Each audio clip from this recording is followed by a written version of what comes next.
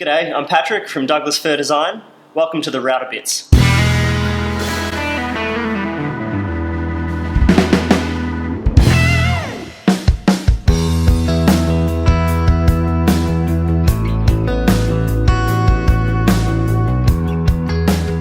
are tons of ways to cut a piece of dowel on a router table. We've even got videos on them.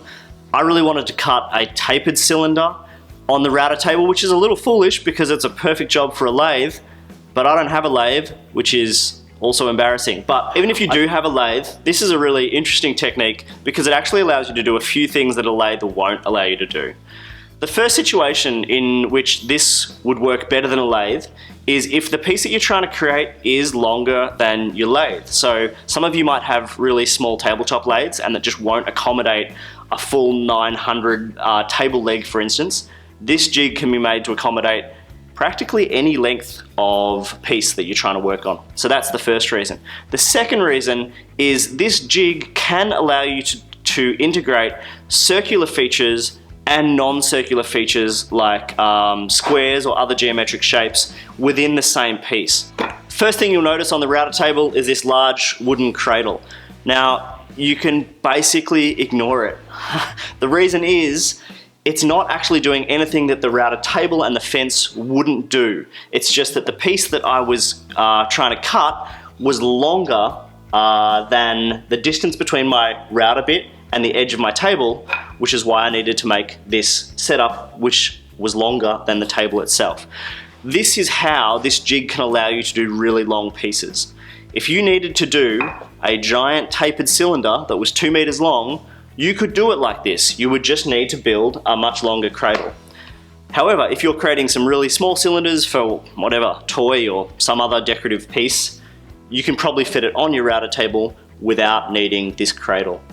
You will, however, need the ability to put stops on the fence. Most fences have that ability anyway. I've put these little stops on either end, and that has worked out to be the correct length because I designed this whole piece for the length of my stool leg. They're roughly 500 long, and so the distance that I needed between my router bit and the stop is roughly 500. You'll see why in a second once I show you the next part of this jig.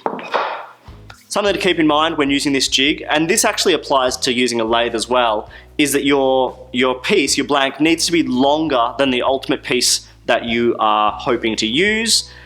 The reason for this is exactly the same reason as with a lathe, is you're going to end up with these little bits at the end that you cannot use, plus they will have a little hole in them where the screw went in. So just keep that in mind. Make sure you don't cut all of your blanks to exactly the length that you're aiming for, because you will not be able to use the full length.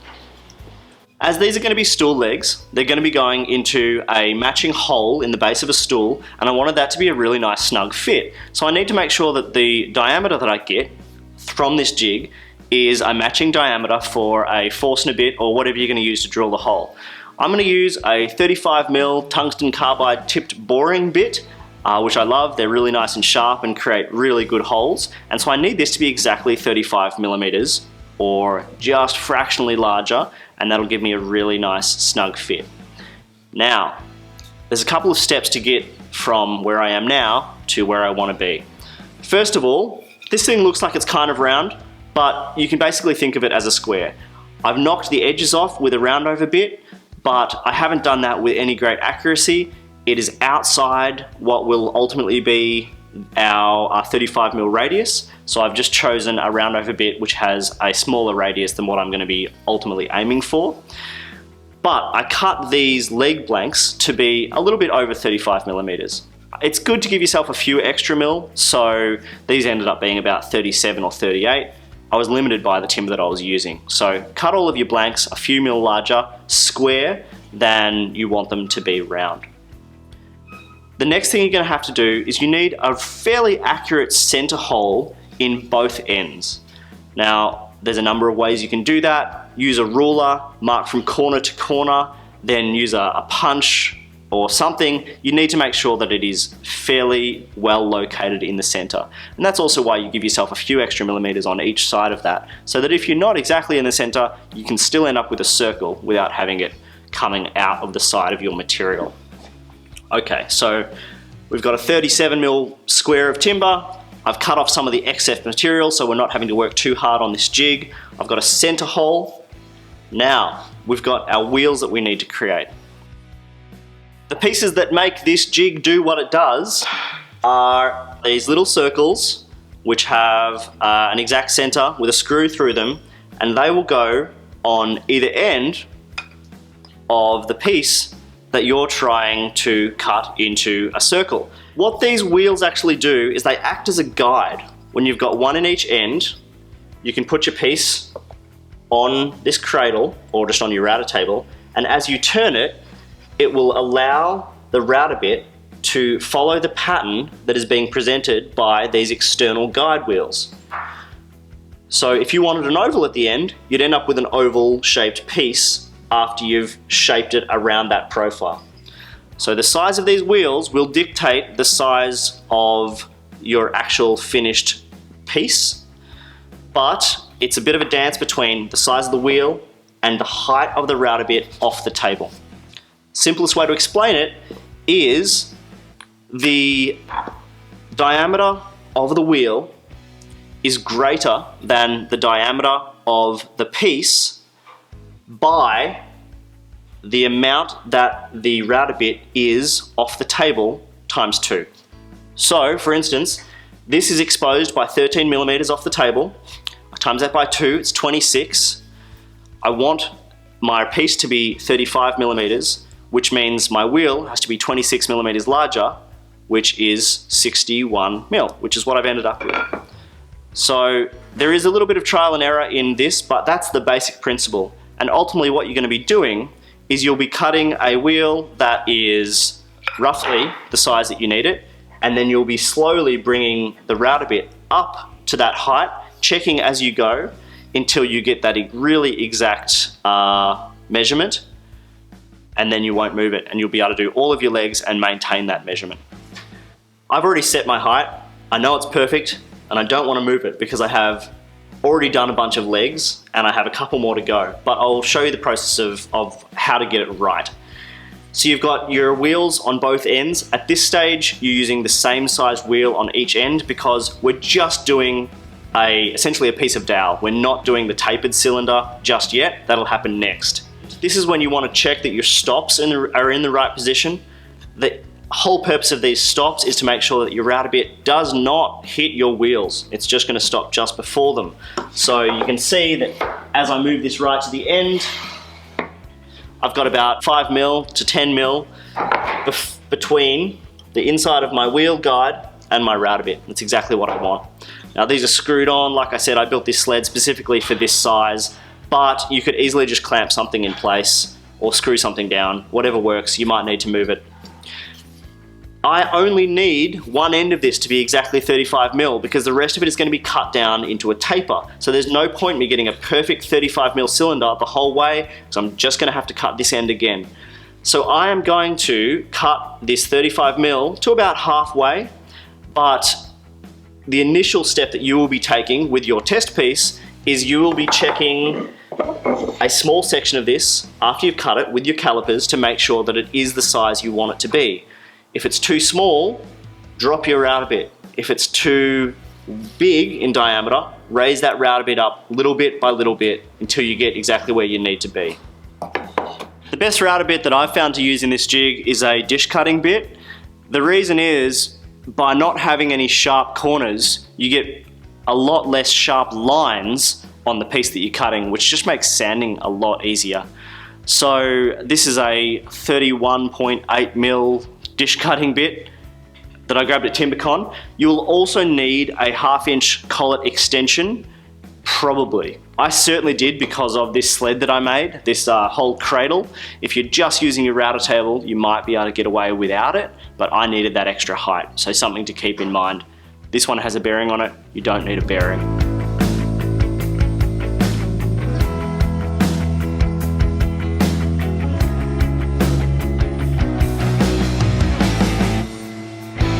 Now that I've cut half of the leg to exactly 35mm and I've checked it on my caliper and it's perfect because I've done it many times before, I'm ready to cut my taper. So we're going to leave the 35mm end that we've cut, we're going to leave that wheel on. We're going to replace the back wheel with a smaller wheel which will accommodate our taper. So the diameter of the taper wheel, same as the front one, is going to be greater than the resultant diameter of your piece by twice the height of the router bit. So I don't want a really extreme taper on this piece, but by all means go for it if you're looking for something that really tapers down to a spindle. I want this to go from about 35 down to about 30 or 29, and so my taper wheel is 55mm, which again is that 26mm larger than the 29 that this is going to end up as. Take my 61 off, put my 55 on, and then we basically just do that process again. There's a really important thing to consider here, which is it's really important that we leave our 35mm as exactly 35mm. Now, because we've made our back one smaller, even this section up the top will be incrementally tapered from the very end all the way down. It won't be very much, but it's enough that it's going to affect our 35mm measurement. So there's a couple things you can do about this. One thing you could do is you could put a stop in place at the back so that the router bit isn't going anywhere near that 35mm. Now that does work, but what it tends to do is leave a really specific bite mark where that router bit hits, because the taper is not starting gently there, but it's actually starting about 1 mil in, because of, like I said, the taper will go the entire way and you're just kind of stopping it there. So what I've found that works really well is you just need to raise the front wheel up a tiny bit. And what this allows the taper to do is actually start the actual tapering motion really incrementally from part way down the rod, rather than starting right at the start. So I've got a piece of pine here. It was just an offcut. It's about 1mm thick. That is all you need. You could use a really thin plastic ruler. You could use a really nice thin piece of aluminium, whatever you've got that will just raise this front wheel up by 1mm or even less. Now again, it's really good to do a test here, but you can actually see the difference it's going to make. So I've just put some tape to put that in place. Make sure it's not hitting the router bit itself. Make sure your front wheel, your larger wheel, is sitting on there and sliding along nicely. And then if you get down and have a look at the router bit, you can slide this along and see the point where the router bit will actually start to engage with the timber. Now, if you've put something too thick here, it won't engage with the timber until it's all the way down here, and you'll have a really short tapered section. If it is too thin, then the taper will start biting all the way up the top. So it's just a bit of a balancing act between that.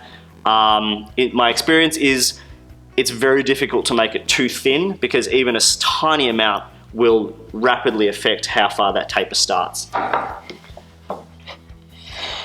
So I can see that my taper bites about perfectly halfway, and I tried a few of them and I like the look of it, and that'll work for me. So the motion here is exactly the same. You're just going to start to shave off that material. Be conscious of the direction of the router bit to make sure that you're moving against the push of the router blade. And also, you're going to be taking away a lot more material at this end than you were at this end, so just go slowly, make sure you've got really good control over the piece, and do it in small sections. And then after you've done your bulk cuts, just do a lot of those little feathering cuts to make sure that you've got it all as smooth as possible to reduce your sanding time.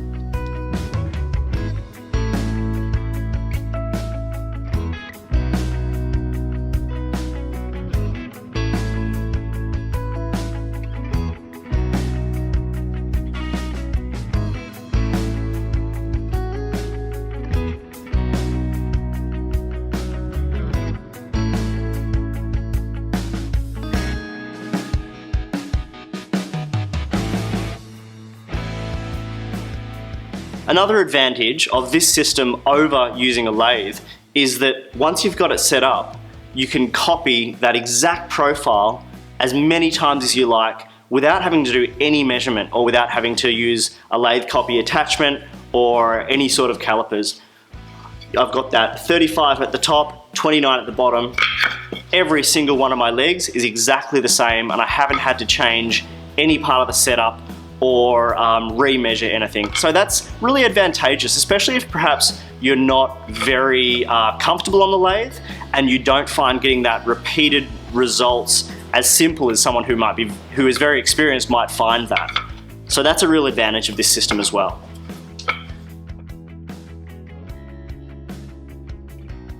Okay, I've got my legs. Now, one clear disadvantage of this system, opposed to using a lathe, is that sanding is difficult because you can't just apply some sandpaper while the piece is spinning and get a really nice finish.